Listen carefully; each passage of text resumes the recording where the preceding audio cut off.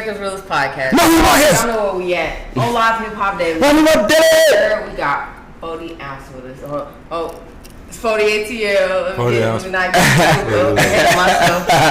Appreciate y'all. Big foes. I'm here. 40 ounce pole, Nevada, whatever, you know what I'm saying? Yeah. You know, it's a long story. It's a long story. Man, I don't know. D-Lo, you remember 40 from rapping? Nah, not really. Yeah, facts. And I felt like that. You know what I'm saying? I thought that you know it didn't go back that far. Yeah, for sure. He's the production. He got the production side of me. Yeah. It ain't. That's the funny thing. Like people don't even know really what was going on. Yeah. Look, 40 with the 40. How long ago you start rapping? It's been since like I think my last project was 2019, like self-titled, and Frico Rico did my art cover, and that was like the last time I dropped. Like really, I think 2017. Okay. Yeah, so, last time. 2017. You said 2019. No, excuse me, 2019. Okay. Yeah, my fault. Okay. 2019. So that's your last project, but you haven't done no music since? I haven't hopped in the studio since. Word. To do so nothing. The fire's gone. Not even. Haven't touched it. Cold turkey. Man, yeah, stupid cold turkey. Yeah. Have you tried to write a song? Or even just like a verse or song? Like anything ever strike you? You like, damn, this beat hard. I'm about to. Hell no. Nah. That chapter is closed. You know, I still do songwriting, but I haven't even went into that book yet. You know, so that's really it. But the book's not closed yet. Yeah, it's not closed. It's definitely. The pages is turning. Yeah, it's turning. But before we turn too far, we gotta get to the part, the transition. Like, what really pushed you to make your transition from an artist to the production side of things? It was really like on accident, to be honest with you. Like, so I had a kid and everything, and I just felt like it wasn't really nothing. You know how the life is, struggle is when you like really trying to be a entrepreneur or, music entrepreneur. And I was just like, man, I need something secure. So I was like, man, I'm about to go to the Army real quick. You know what I'm saying? Come back, and have this Army stuff to like fund my actual music. Right. And that didn't happen because of a fight I got to in high school. And I was like, damn. So after that, I was just like, I was already doing production. I was like setting up myself. You I was broke like, the nigga face? Oh, he had a seizure. Damn. Oh, all right. I'm like, it had to be something like that. I'm like, Big 40, don't mess with him. Man, I didn't even know it. Everybody like, bro, you don't even be like that. Cause I don't be on that type of time. Yeah, facts.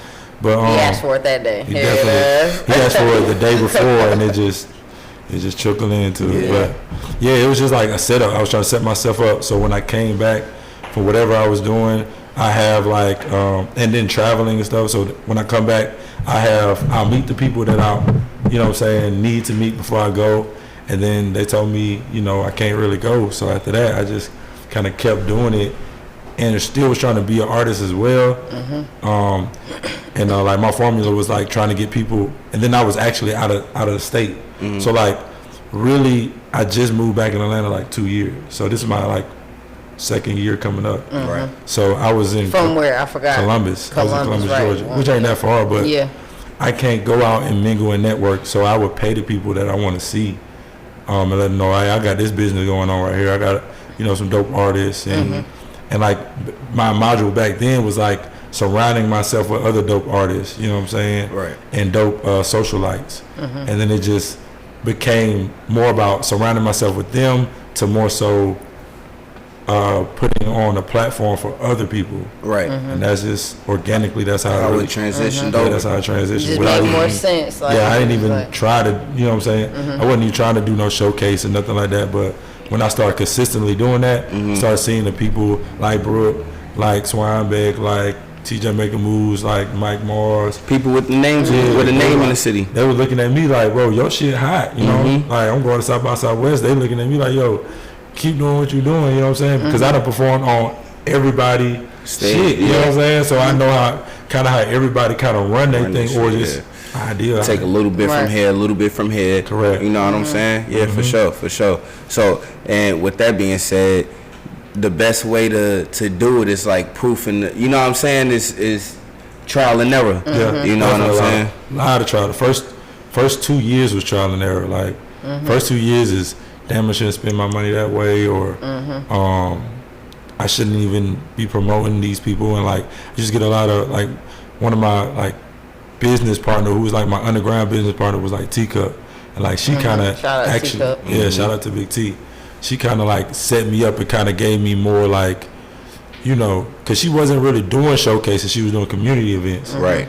So kind of like she kind of pushed me back to let me know like, yo, stop having this shit like showcase. You want to have this shit like everybody else, like artists performing. So, you know, we got more into like, we're gonna make this a party and you just perform it. You know what I'm saying? So that way the spirits can be different. And ever since I like kind of like unlocked that code, I just feel like that's the reason why the longevity and people want to come rock with me. Right. So because a party is a little different from a showcase. For sure. People that's not even usually the people that come and support the artist is there for the showcase, but somebody could just come in for the vibe, enjoy the vibe, see somebody performing.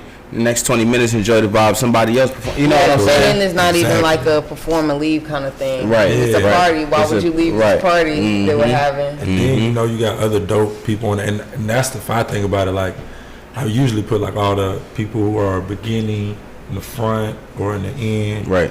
So that way when it's party time, like when we actually get into that party vibe and I got somebody going to perform on stage, it's not like, oh shit, somebody perform. It's like, oh shit, they fire. You know what I'm saying? Like you have them entertainers who really go up there and actually put on a show. Right. It's a vibe. For sure. Just finding that so that organically happened. That's dope. That's dope. All right, so we in the book of 40 right now.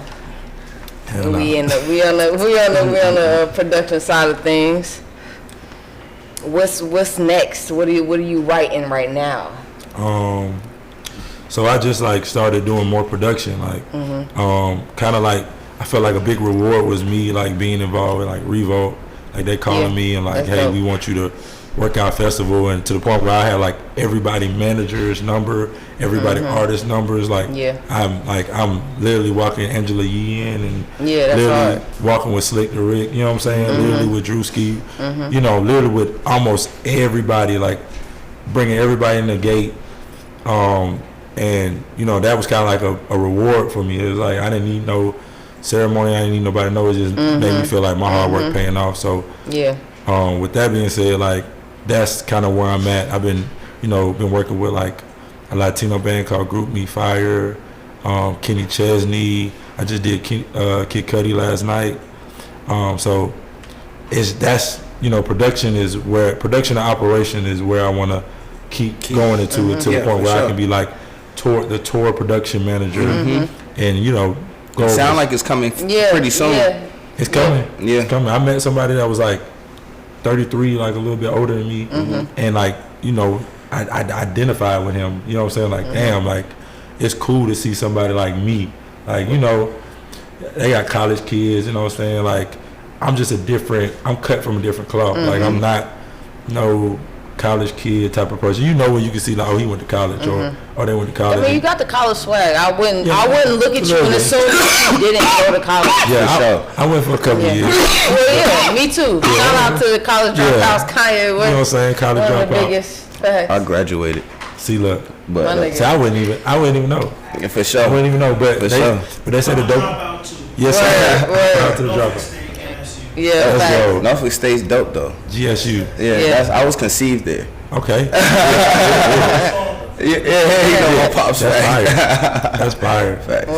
Yeah, so like just me, that's always what I kind of battle with. I feel like, they would pick that type of, people are more groomed for that. So I just feel like that's always been like my battles. Like I'm not the person. I never teamed up with anybody. I literally got this out the mud. Every single showcase built. So it was like I never had a sponsorship or I never had nothing but just us. Like, hey, what you want to do? Right. Hard work. Yeah. Talent plus hard work. Yeah, just getting it out the mud. You know what I'm saying? Yeah. For sure. Thank God. For sure. Good God. Yeah, man. Yeah, you can't beat that. All right, right. So, all right, you walking backstage with Drewski, Angela Yee.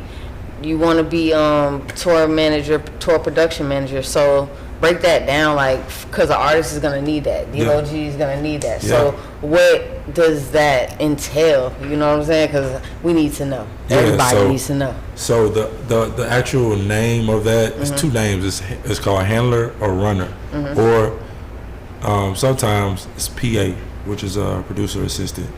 And basically what you're doing is you're basically getting the details, kind of letting them know, like, here's the time, here's where you need to be, here's your credentials, and just kind of just making sure they're transitioning to the actual production or the excuse me, the pipe and drape area, or where they're sitting at is cleared, and make sure they're good. It's kind of like almost hospitality or customer service. Yeah, facts. Really, I love customer service. Yeah. Facts, I'm big on that. Yeah, I'm super huge on, like, I used to be a store manager, so like that's actually how I feel like that trained me to deal with these artists. I say the same thing, because them folks was crazy at Juicy Crab, but it's all about their experience.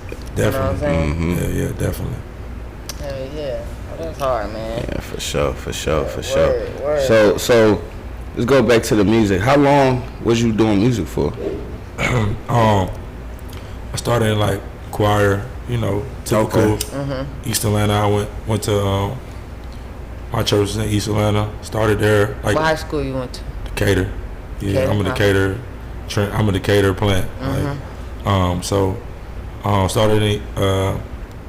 Started in church, grandma waking me up saying, get your ass to church. Then Michael Jackson type shit, you know what I'm saying? Like, used to do the Michael Jackson talent shows and plays and a lot of stuff like that. Yeah.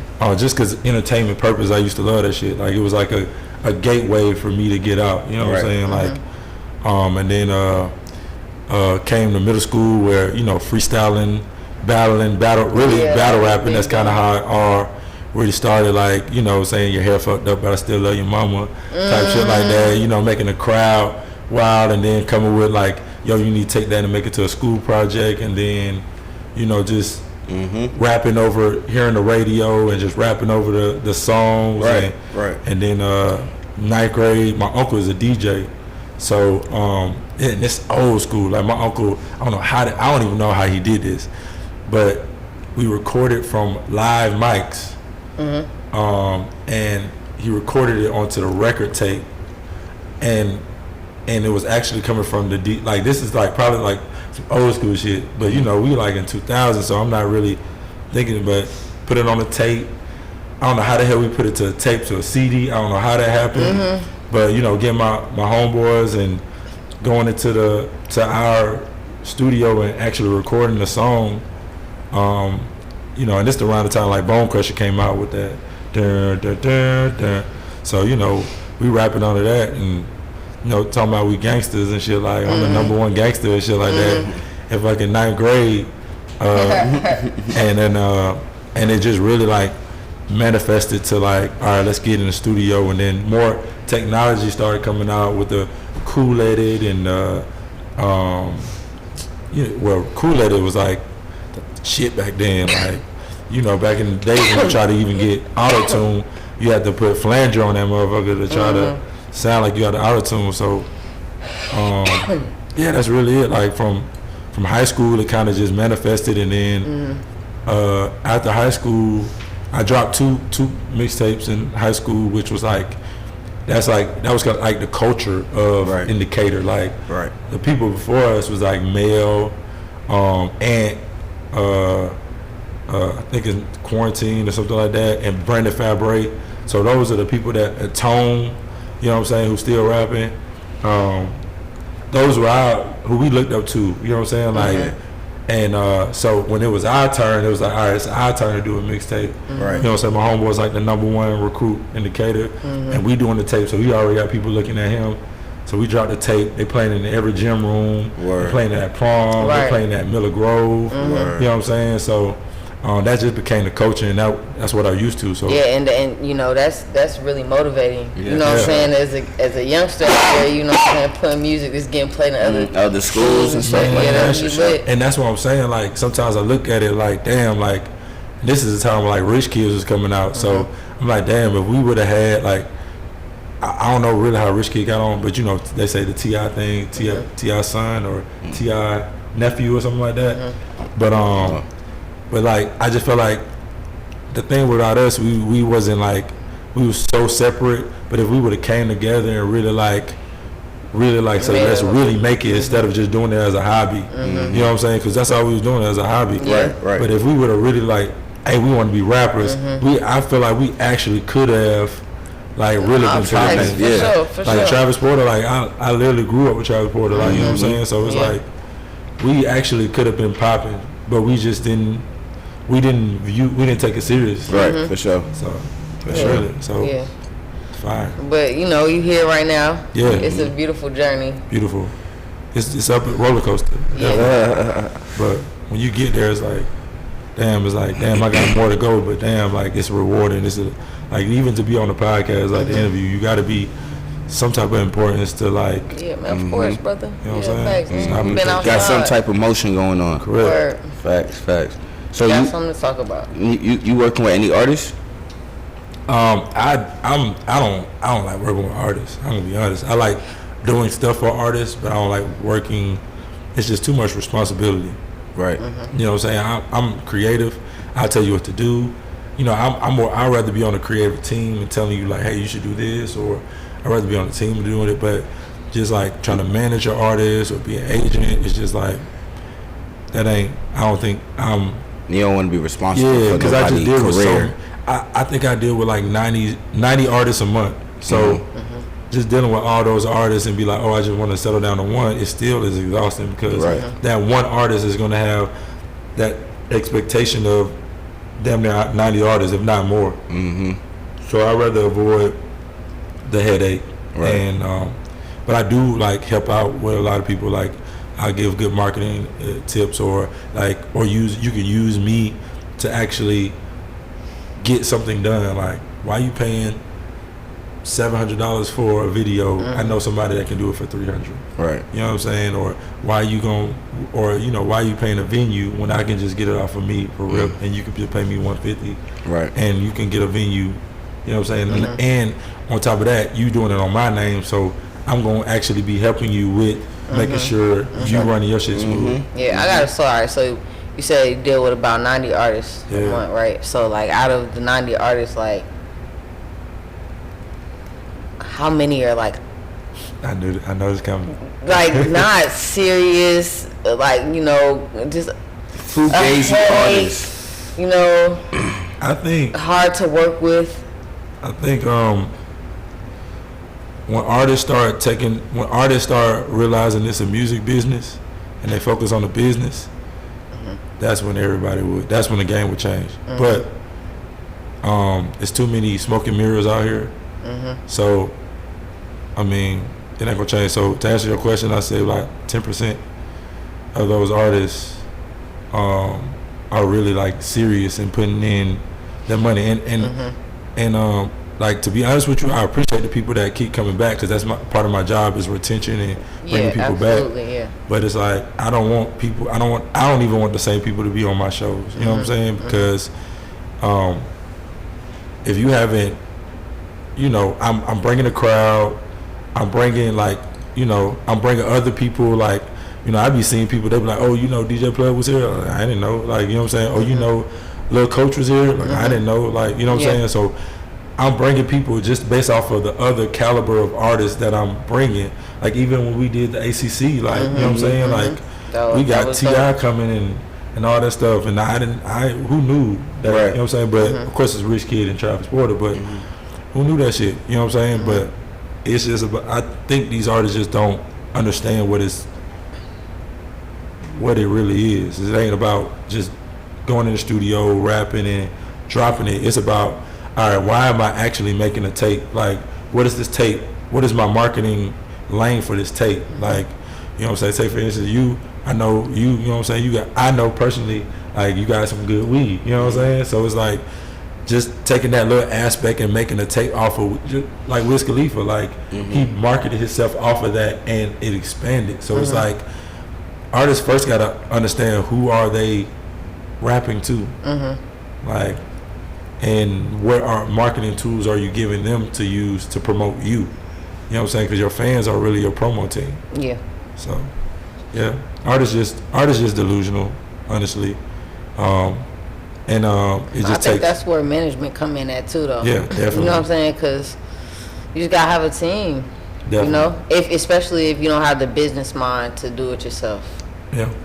But you know, Kanye was crazy, and you know, goddamn, he was around people, but niggas was not really trying to do the things that he visioned. You know what I'm saying? If it wasn't Kanye, we wouldn't have a lot of these artists that are out now, or a lot of these style or soulfulness and stuff like that. It's just like with him, he knew what the fuck was going on.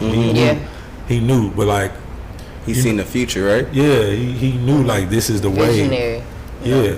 And you don't have too many vision. A lot of artists are not visionaries. Yeah, that's one thing. They don't got. It's no plan behind it. It's you know, the music is here right now, and this is what I'm doing. You feel me? And, like, I can rap. Yeah. Like, I see this person can do it. I can do it. But it's like, but what other tools? Because there's 1,000 people that's rapping. You know what I'm saying? It ain't back in the days where, you know, where singing was popular. Cause you know you can sing or not. You ain't saying you ain't about to, or if you get booed, you know.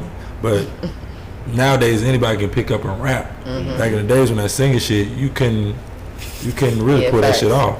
So that's what it is. I don't know. The game is changing, man. And you know, shout out to all the artists that's for real and goddamn really taking out here. Y'all know who y'all is. Got their business together.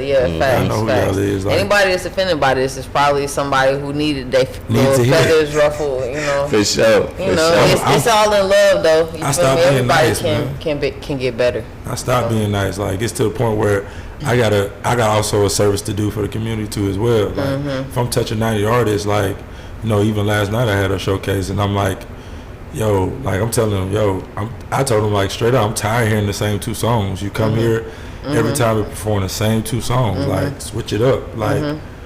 And then what are you marketing? Like, you know what I'm saying? You ain't doing nothing but performing. It's not no campaign, like you trying to look like you busy, but you just busy. It's busy work. You not. There's no goal in this. Further. How many more followers did you get today than the last time you performed them same 2 songs? It should be people singing the song by now. If you keep on performing the same 2 songs, especially in the same location, like that means you, especially if they ain't singing the song, especially when you ain't bringing people. You know what I'm saying? It's so many components to being an artist, and that's why the people who really get on is the people that can check off those boxes fast. That can really be like, all right, I need to do this, and they do it fast because it's also about timing too. You can lose your timing. I want to talk about real quick, like how the internet has shifted things because specifically with the baby, you know, he got all of these monthly listeners on Spotify and streams and whatnot. You know what I'm saying? And I think that's what a lot of artists aspire to have. They want their streams to go crazy, right?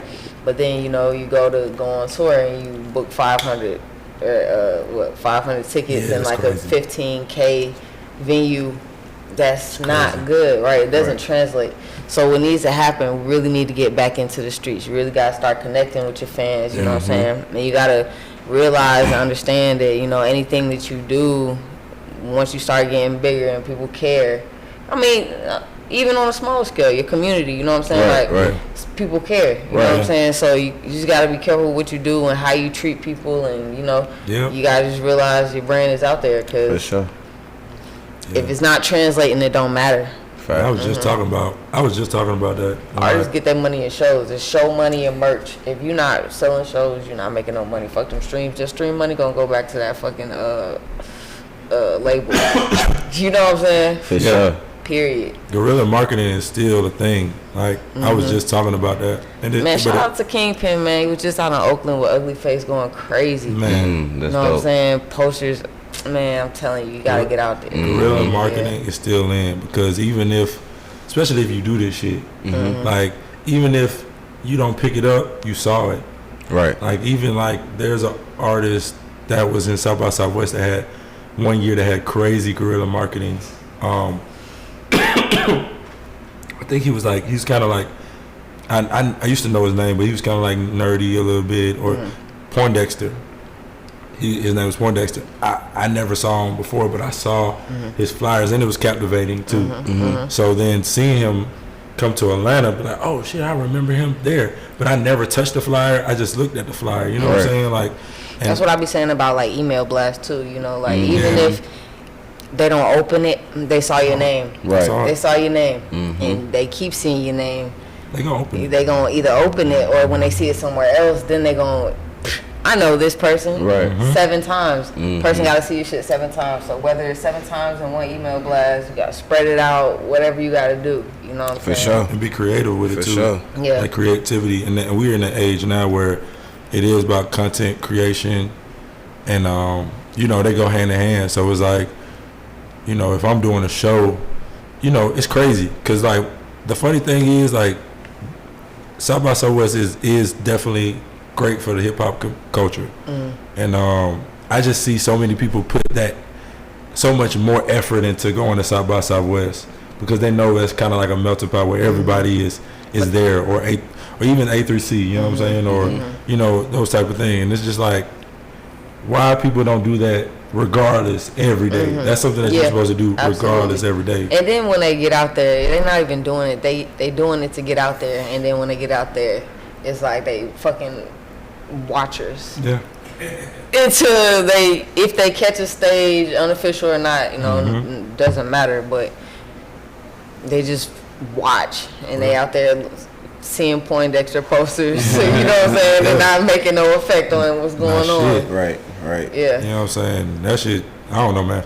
It's just artists really have to like get management.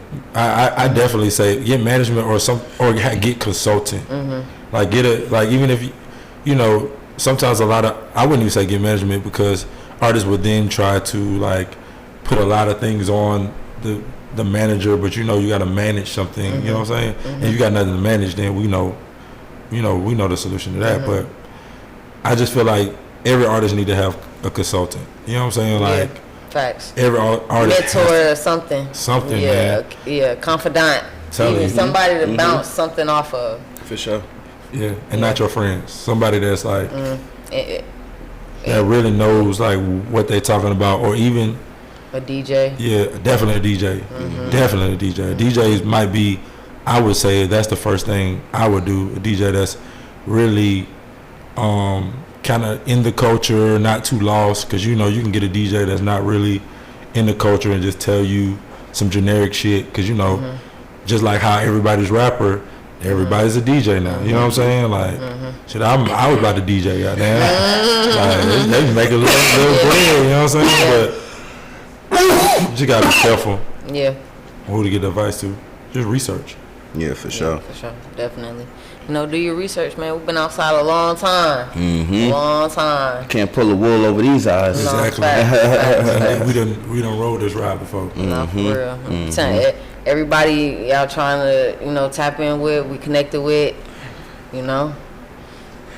And see, the thing is, folks be scared to make that move. You know what I'm saying? To invest in themselves. You know what I'm saying? And that be a lot of things too that make an artist look like a faulty artist. You know what I'm saying? Look like they don't really care about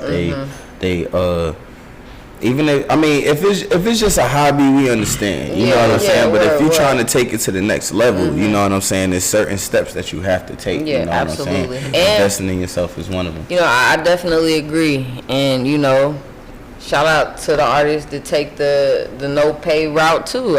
You know, if you can grind it out and make it happen, make it happen. Yeah, you know what I'm saying? I ain't gonna be mad at you for I not. definitely suggest people to pay and not to pay. Like it's just it's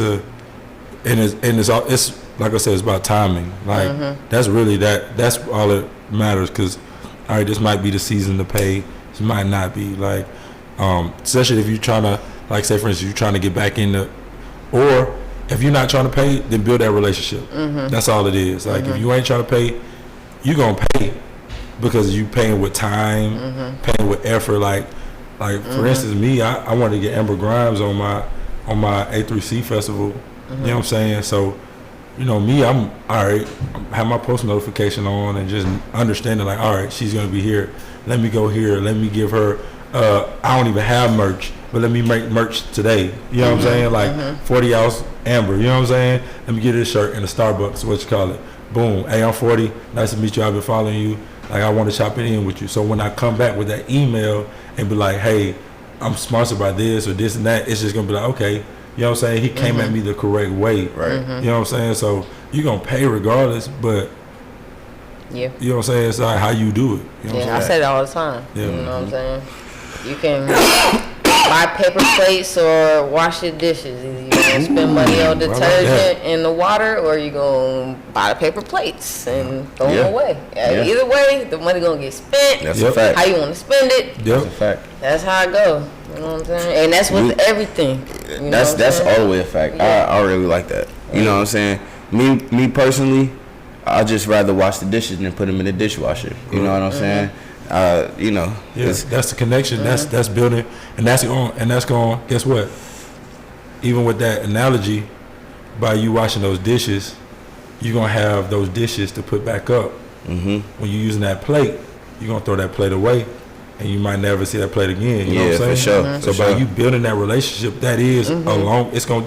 Everybody hate washing dishes. Everybody hate washing dishes. But by you washing them dishes, it's gonna make you have that longevity. Yeah, You know what I'm you saying? got a plate. You might run out of plastic plates, and now you right. don't have shit to eat on. Now you You gotta- threw away all your Chinese food Tupperware. You know what I'm saying? But in the midst of that though, you also gotta know this week I ain't washing no plates. You know what I'm Facts. saying? It's okay. It's okay. Right. It's Yeah, okay. facts. Correct. You know what I'm saying? I got company coming over this week. Let me buy some plastic plates. You know what I'm saying? Or even if you don't use them all the time, just to have them in there. Or you like you said, just know when to balance out. You know what I'm saying? Yeah. It's a time and a place for everything. Yeah. It's a season for everything. You know what I'm saying? So I yeah, love it. Yep. for sure, for sure. That's great. I like that. That's Yeah, I never heard you say that one before. Yeah. yeah, that was fire. Lay it out. Appreciate That it. was Hey, y'all know where we at, man. It's America's Realest Podcast on Live Hip Hop Daily. Let everybody know where to follow you at, 40. 40_ATL. Y'all can follow me there. Anything y'all want, consultation, performances, you know, just knowing where to go, having fun, you know. That's where y'all can find me at. The vibes. Yeah. The vibes. You know what I'm for saying? sure. Yeah, and also, you know, besides like the rapper shit I do, like I'm also trying to get into like the mental health and wellness type of thing. So, you know, I team up with like Trill Therapy. That's you know hard. what I'm saying? That's hard. She do like yoga every Sunday. And you know what I'm saying? Like the steam, like, you know, the herbal, like especially I know y'all like to feel-good smoke. stuff. Y'all can, you know, go into the hot box For and sure. you know what I'm saying, get right.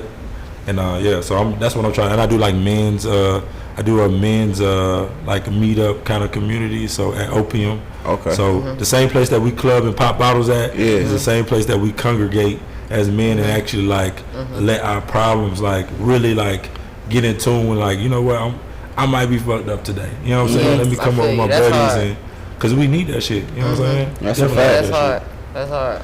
That's a fact. Yeah, so y'all tap in. It's all 40_ATL. You know what I'm saying? He's all over the place doing good things. Good job, black You know man. what I'm saying? Yes, sir. For everybody. You know what I'm saying? Yes. Amen. For sure. For Facts. sure. All right, man. America's Realest Podcast, Live Hip Hop Daily. We out. Till next time. Let's get it.